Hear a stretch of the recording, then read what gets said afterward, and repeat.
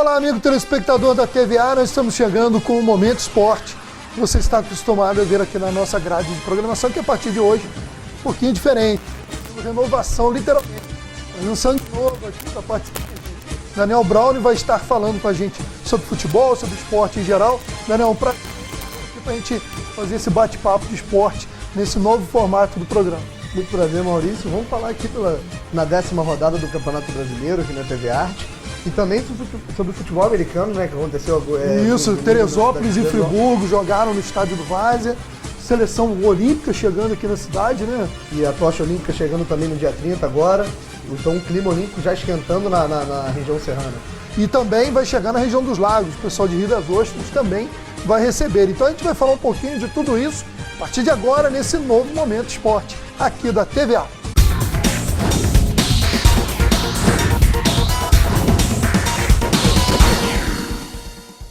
Bom, nesse novo Momento Esporte, nós não vamos deixar de falar do futebol brasileiro, Copa do Brasil, Campeonato Brasileiro, e meio de semana vai ser dedicado à Copa do Brasil, temos jogos decisivos aí para equipes do Rio de Janeiro, mas vamos falar, né, Daniel, primeiro da 15ª rodada do Campeonato Brasileiro, onde você, inclusive, esteve em loco lá nessa nova arena Botafogo, como um bom na Ilha do botafoguense, Governador. né? Como um bom botafoguense lá presente na estreia do estádio.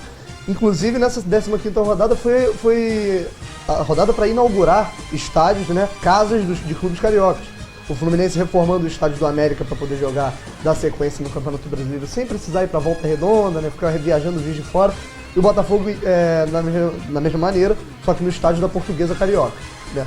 E a gente tem imagens aí do site do Botafogo que vai ajudar a gente a ilustrar um pouquinho, né, falando sobre essa arena.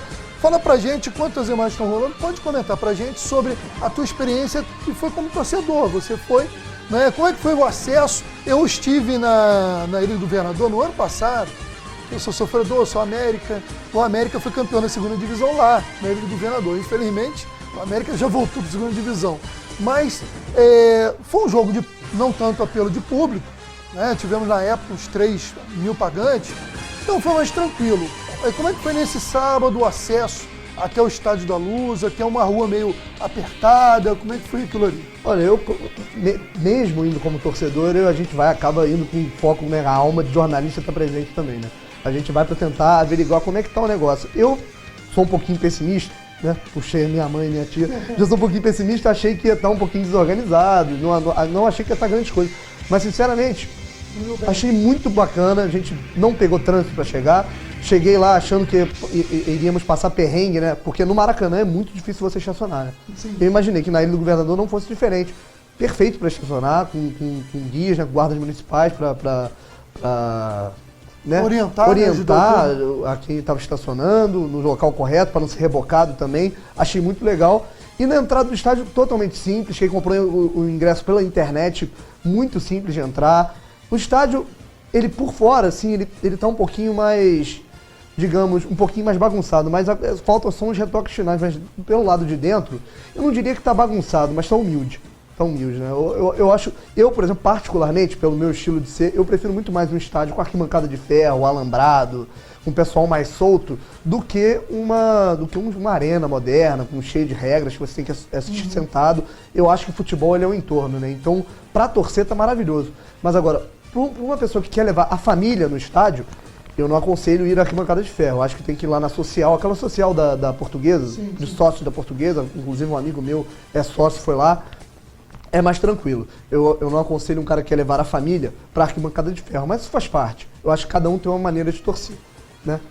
Como eu falei, ano passado fui num jogo de menor apelo e foi bem tranquilo, né? Portuguesa e América foi bem tranquilo, né? Agora, na época não havia, só para o pessoal que não conhece, né, o Estádio Luz Brasileiro, agora a Arena Botafogo, ele só tem de construção a parte onde você falou que fica a tribuna, né? Ali tem uma arquibancada, uma tribuna para os sócios da Portuguesa, como vamos dizer aqui, para quem conhece o estádio Antônio Salvatoni, que é o estádio do Teresópolis, aqui no alto, né? E você tem, só que a Portuguesa tem os dois atrás de ambos os gols e a lateral do outro lado, que foi colocada ali das arquibancadas metálicas, né? O Teresópolis, por exemplo, hoje ele só conta com parte de uma das laterais, né? Exatamente.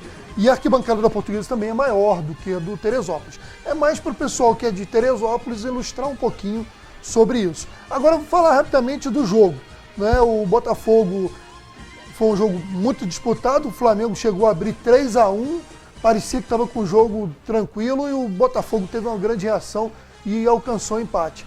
Que não foi o sonho para nenhum dos dois, o Flamengo não chegou no G4, o Botafogo não se distanciou tanto do Z4, mas também não foi ruim, até para o Botafogo acho que fica com gosto melhor, né? Porque aquele time que está perdendo por uma desvantagem consegue alcançar o empate, ele sai como o vitorioso do empate, vamos brincar assim, né? Não, com certeza. Eu até brinquei com os meus amigos que eu preferi o empate da maneira que foi, 3-1 e no fim do jogo marcar dois gols do que uma vitória.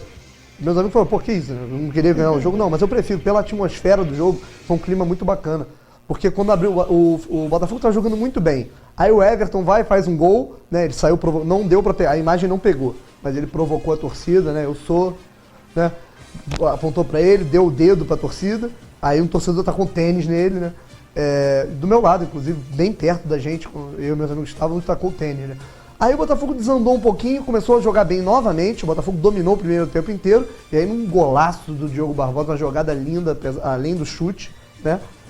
1-1, rodou, voltou o segundo tempo, o Botafogo com duas falhas individuais, uma do Bruno Silva e a segunda eu já não me recordo quem foi, eu acho que foi do zagueiro do Renan. O Botafogo toma 2 gols. E aí já tinha gente indo embora, briga acontecendo do meu lado, de facção de torcida diferente, e um garoto da Leste tá com um copo no gramado, e aí começaram a bater nele, a polícia também chegou em cima, né? Confusão generalizada, e confusão porque tinha gente, sabe, alcoolizada, né? drogada também. Infelizmente a gente tem que contar com isso porque não estamos num país desenvolvido, mas parecia um clima de terror, né? Era pra voltar pra casa, pra chorar, mas aí, né, o futebol reserva futebol, né, coisas, né? Os deuses lá de cima do futebol, eles reservam essas coisas pra gente, né? Em 2 minutos, 2 gols e no terceiro gol não senti meu pé no chão, né? Todo mundo se levantando, um amontoado de gente, galera na grade, então foi emocionante. Por isso que eu preferi, né, o placar do jeito que foi. Aí o segundo gol foi marcado pelo Neilton, uma jogada bonita do Luiz Ricardo, tocando por cima. E o terceiro gol do Salgueiro, né, que ainda não havia marcado gol pelo Botafogo, que chegou no início do ano, já marca um gol na estreia do time na Arena e contra o Flamengo.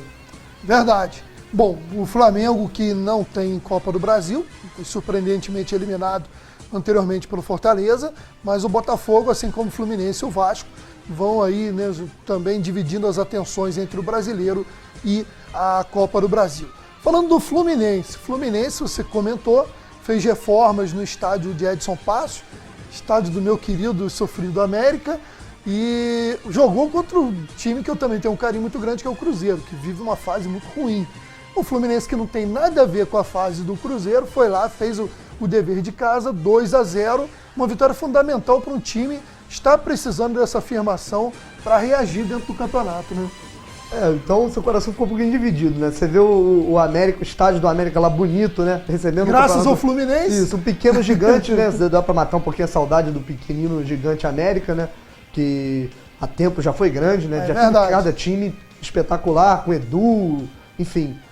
E o Cruzeiro, né? Com uma situação cada vez pior, né? Tem uma gestão muito complicada, gastou excessivamente nos anos em que foi bicampeão brasileiro e acaba pagando por isso hoje. Mas eu creio que o Cruzeiro vai sair dessa situação, até pelo que a gente estava comentando antes de gravar mesmo, do Ávila, né? Que tem buscado.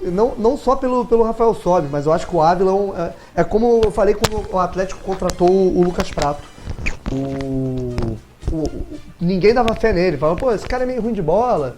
Mas não, o cara jogava muito, eu falei, vai dar certo. Vai dar atacante. E aí deu no que deu. Eu acho que o Ávila também entra nesse caminho. Torço pra isso.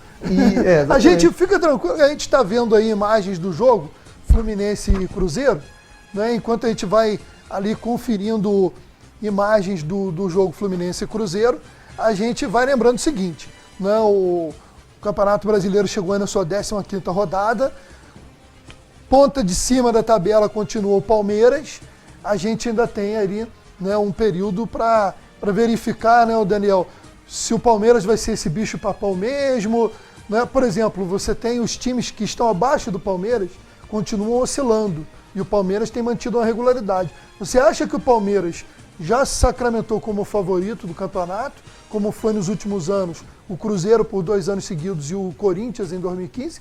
Ou você ainda acredita que o Palmeiras vai oscilar? Olha, eu fico um pouquinho em cima do muro, mas eu acho que sim. Né? Por quê? A gente já viu muito time do Cuca ser cavalo paraguaio.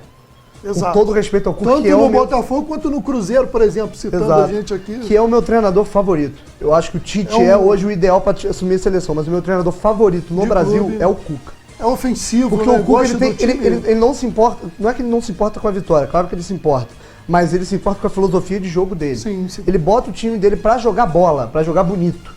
Se perder, paciência, é a filosofia dele. Foi assim no Cruzeiro, foi no Atlético, foi no Botafogo. E não tá sendo diferente no Palmeiras, mas eu acho que por 2 motivos. O Cuca é um cara que ele não muda a filosofia dele, mesmo que algo esteja dando errado. E aí isso pode pecar, vamos dizer que o Cruzeiro comece a O que pode oscilar. acontecer com o Palmeiras é um Gabriel Jesus, de repente, ter que sair Isso. e tal, e aí dá uma queda, que hoje é o grande destaque do time. Como Mas aconteceu com o Botafogo de 2007, aquele timaço que acabou desandando por uma Exatamente. série de motivos. E o futebol brasileiro é uma caixinha de surpresa, né? Sim. Atraso de salário. É, esse o que tipo de coisa, a gente não sabe o vê que pode nos acontecer. times que estão ali mais próximos é elenco também para ser tão assustador, né? Você vê o Grêmio, final de semana, tomou de 4 do Sport, o Corinthians também não consegue ser aquele Corinthians do ano passado. Tem um time que eu creio que pode subir muito ainda no campeonato, se não perder jogadores, que é o Santos. É um time que eu gosto muito, um time ofensivo também, com o Lucas Lima, o Gabigol, uma garotada que joga para frente. Tem o Atlético Mineiro, que não tem oscilando, mas tem elenco para reagir. Vamos ver, né? O Campeonato Brasileiro promete esse ano ser um campeonato emocionante. Se o Palmeiras der uma queda, né? Se o Palmeiras se mantiver assim, lá para o meio do segundo turno vai estar estilo Cruzeiro e Corinthians nas últimas temporadas, né? Eu acho que devido às circunstâncias, a tudo que acontece, eu acho que o Palmeiras é campeão brasileiro esse ano. Por quê? O Corinthians perdeu muito jogador no ano passado. Não é mais o mesmo Fundamentais, Corinthians. né? Não é mais o mesmo Corinthians, porque, embora tenha o legado do Tite, não tem o Tite. Sim. Perdeu os jogadores, perdeu o técnico. O Grêmio já é o contrário. O Grêmio não tem um time, mas tem um baita treinador que é o Roger. E o Atlético também. Eu acho que o Atlético errou muito ao chamar o Marcelo Oliveira. Eu particularmente, não acho a filosofia dele de trabalho muito legal. Ele insiste muito num tal de um esquema que não dá muito certo. Não deu certo no Palmeiras, no Galo ele oscila. Mas eu acho que o Palmeiras ele vai levar esse Campeonato Brasileiro. E também eu fico um pouquinho em cima do muro porque é o Palmeiras. O Palmeiras ele é um azarão, né? É como o Botafogo, é muito azarão. O Galo, há um tempo atrás, antes de ganhar a Libertadores, era muito azarão. Dava tudo errado. Sempre, no momento certo, dava tudo errado. O Grêmio é muito assim. Tanto é que o Grêmio... Os times... Eu acho que o Inter é mais um pouquinho de sorte, mas o Grêmio investe muito há tanto tempo, um projeto para ele não ganha nada desde 2001. Então é uma coisa muito louca. Tem time que tem um negócio de azarão, ser pé frio, e o Palmeiras nos últimos anos tem feito isso. Você acha que o Flamengo, com os jogadores chegaram, o Flamengo, você acredita que pode ainda brigar pelo título? Ou pelo G4 eu acredito que o Flamengo vai disputar até o final. Agora pelo título, você acha que o Flamengo pode brigar? Pelo título eu acho que não. Devido às circunstâncias de tudo, né?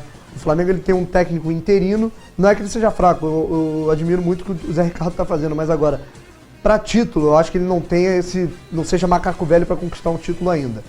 Eu acho que o Flamengo tem um ótimo elenco, contratou muito bem, mas ainda faltam algumas peças, ainda insiste em contratar jogadores que não precisam, que são caros, como foi o Rafael Vaz, Agora contratou por Leandro muito caro, Leandro Damião, Fernandinho. Então são essas contratações que pesam, né? Você tem um número excessivo de jogadores ali de frente, mas ali na meia defensiva já é mais complicado, tanto que tomou 3 gols do Botafogo no... A zaga do Flamengo não vem dando muita confiança ao torcedor. Não, mas eu acho que agora vai passar a ter, pelo fato de ter contratado o Hever. Eu sou muito Sim. otimista em relação ao Hever. Eu Tá acho faltando talvez acertar quem é o companheiro dele, né? É. Rafael Vaz, ele é irregular, né? O Juan também está meio sem a confiança do torcedor. Mas vamos ver. Vamos fazer o seguinte, a gente falou bastante da Série A, vai rodar a vinhetinha e nós vamos falar em seguida um pouquinho do Vasco e a Série B do Brasileirão.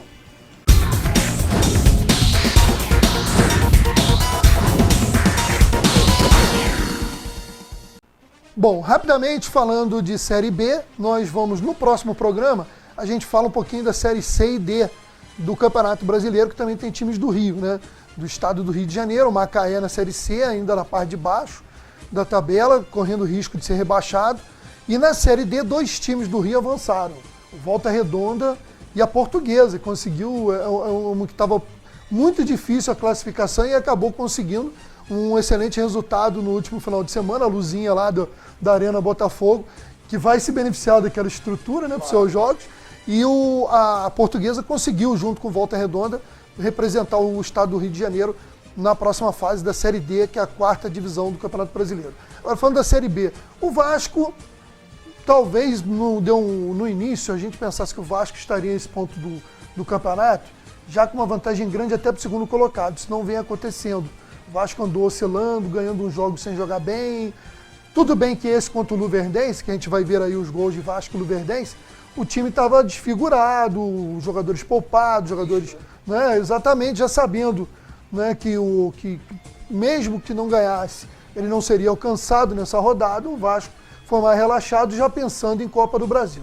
Agora, eu acho que o Vasco vai passar e vai ser campeão, mas não vai ser, talvez, com a folga que se pensava no início do campeonato. O Vasco vai oscilando, até porque o Campeonato Brasileiro ele é muito escasso, né? O calendário brasileiro é muito escasso. Vai cansando, viagem, concentração, hotel, lesão de jogador. Então isso vai cansando, vai desgastando. Eu acho completamente normal. Não acho que o torcedor do Vasco tem que ficar descontente com isso. Tem que encarar de uma forma normal, né? É a rotina do campeonato. Mas eu acho que é exatamente isso. O Vasco ele vai ser campeão. E ontem poupou seus jogadores para a Copa do Brasil, até porque o Eurico deixa muito claro, né? O Eurico daquele jeitão dele, o charutão, deixa muito claro: eu quero ganhar a Copa do Brasil, né? E ele vai com tudo para isso, né? E acredita que o Vasco tem até chance, né, de conquistar a Copa do Brasil, né? Não é grande, mas tem. E ontem poupou o time, né, de uma maneira justa. Acabou abrindo o placar com o Pikachu, né? E sofreu um empate. Finalzinho, né, levou um empate. No finalzinho levou um empate. E jogar lá no Parque das Emas, né? Acho que no estádio do Verdense, do Lucas do Rio Verde. Foi o estádio que o Botafogo jogou, que subiu, né? O Botafogo mas não é muito fácil, que é meio um estádio bem de interior, né? Meio sapão e tal. O Botafogo subiu lá, então lá era muito, muito difícil o acesso, né? Pelo menos que as pessoas lá próximas do clube falaram, né? E o Luverdense cumpriu uma campanha regular na Série B. Daniel, nós vamos de novo chamar a vinhetinha, porque nós vamos falar na sequência sobre o jogo de futebol americano entre as equipes de Teresópolis e Nova Friburgo, aí pela Liga Fluminense de Futebol Americano.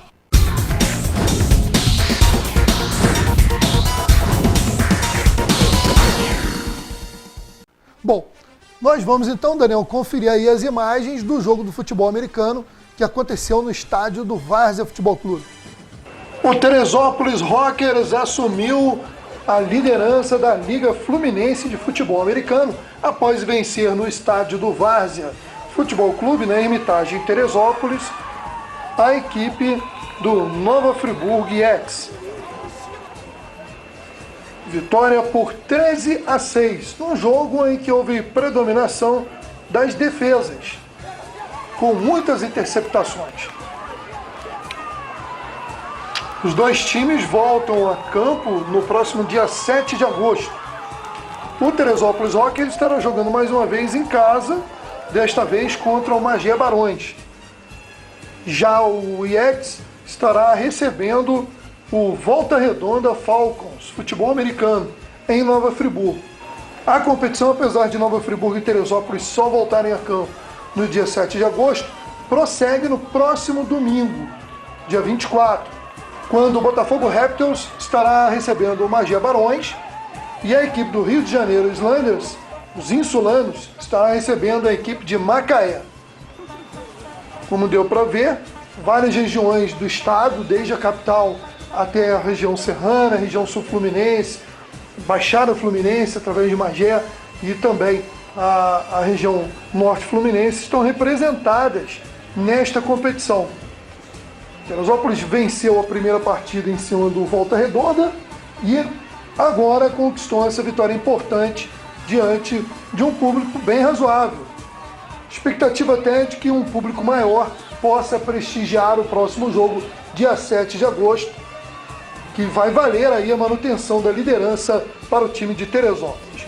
Numa próxima edição do Momento Esporte, temos aí 2 entrevistas com os jogadores do Teresópolis Rockers e mais detalhes sobre esta competição. Bom, a gente vai chegando ao final deste novo Momento Esporte. Daniel, foi muito legal esse bate-papo. A gente vai estar aí atualizando cada vez mais as informações e lembrando para o pessoal em casa que a gente vai falar do Campeonato Brasileiro, mas vai falar também do esporte regional, seja em Teresópolis, seja em Guapimirim, Rio das Ostras. Né? Teresópolis, por exemplo, está tendo campeonato de futebol sub-23, a gente em breve vai estar dando uma geral aí de como anda a tabela. Tem mais coisa do futebol americano para o próximo programa, porque além do jogo, nós estivemos aí mostrando algumas imagens. Nós temos também entrevistas que foram feitas no dia do jogo, então próximo programa a gente fala mais um pouquinho. Foi legal aí, gostei da sua estreia para a gente falar um pouquinho mais do futebol aqui na TVA. Muito bacana, eu que agradeço, Maurício. Agradeço a todo mundo aqui da TV Arte e vamos em frente, né? Começando com esse bate-papo aqui e crescendo cada vez mais para fluir aí o projeto da TV Arte, que é muito bacana. E a gente vai estar aí no próximo programa falando mais de Campeonato Brasileiro, Copa do Brasil, futebol americano e vamos falar também que a Seleção Olímpica já está em Teresópolis e a gente fala disso no próximo Momento Esporte. Agradecendo ao nosso grande diretor Rafael Achá e a todos vocês que nos acompanham, continuem ligados aqui na TVA, você em HD.